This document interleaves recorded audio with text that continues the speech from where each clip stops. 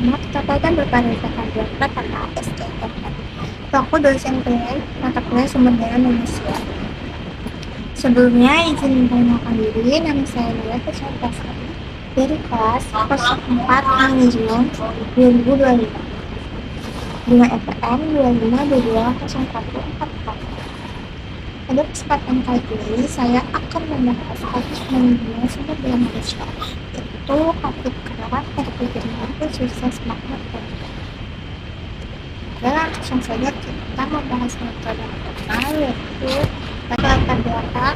Jadi, PT Universitas Negeri Jakarta merupakan salah satu perusahaan besar di Indonesia yang juga bergerak di bidang industri makanan dan minuman. Perusahaan ini memiliki banyak karyawan dengan latar belakang yang beragam.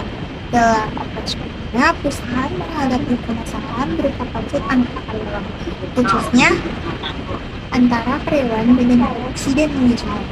Konflik ini muncul karena perbedaan kepentingan, komunikasi yang tidak efektif, serta ketidakpuasan terhadap perusahaan. Selanjutnya itu ada permasalahan. Jadi berdasarkan kasus tersebut terdapat beberapa permasalahan utama, yaitu yang pertama itu ada miskomunikasi antara atasan dan bawahan. Jadi informasi dari manajemen itu sering tidak tersampaikan dengan jelas kepada karyawan. Sebaliknya, karyawan juga kesulitan menyampaikan pendapat atau keluhan mereka. Akibatnya terjadi kesalahpahaman yang memicu konflik. Yang kedua itu ada perbedaan kepentingan antara karyawan dan manajemen. Manajemen itu biasanya berfokus pada target dan keuntungan perusahaan, sedangkan karyawan lebih memperhatikan kesejahteraan karyawan dan kenyamanan karyawan. Perbedaan tujuan ini sering menimbulkan ketegangan dalam hubungan kerja. Yang ketiga itu ada kurangnya keterbukaan dalam penyampaian aspirasi. Jadi,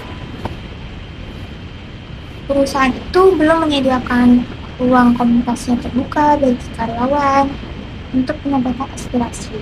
Hal ini membuat karyawan merasa tidak didengar atau kurang dihargai. Yang keempat itu adalah menurunnya kerjasama tim.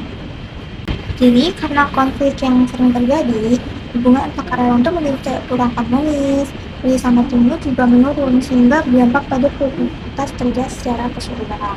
Jadi konflik ini berdampak pada menurunnya kinerja karyawan dan terganggunya produktivitas perusahaan. Oke, selanjutnya kita akan membahas teori pengembangan sumber daya manusia. Berdasarkan teori konflik organisasi, konflik dapat terjadi karena adanya perbedaan persepsi, nilai, dan kepentingan antar individu atau kelompok dalam organisasi. Dalam kasus ini, konflik terjadi karena kurangnya komunikasi yang efektif dan tidak adanya media yang tepat untuk menyampaikan aspirasi karyawan. Jadi hal ini itu menyebabkan munculnya ketidakpuasan yang berujung pada konflik. Selanjutnya itu ada solusi.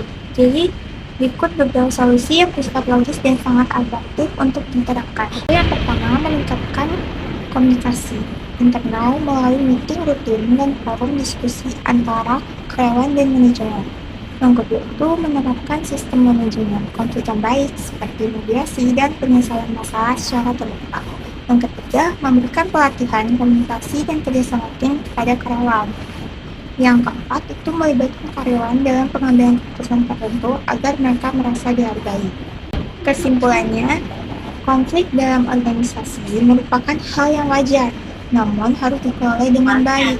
Jika tidak, konflik dapat berdampak negatif terhadap kinerja perusahaan.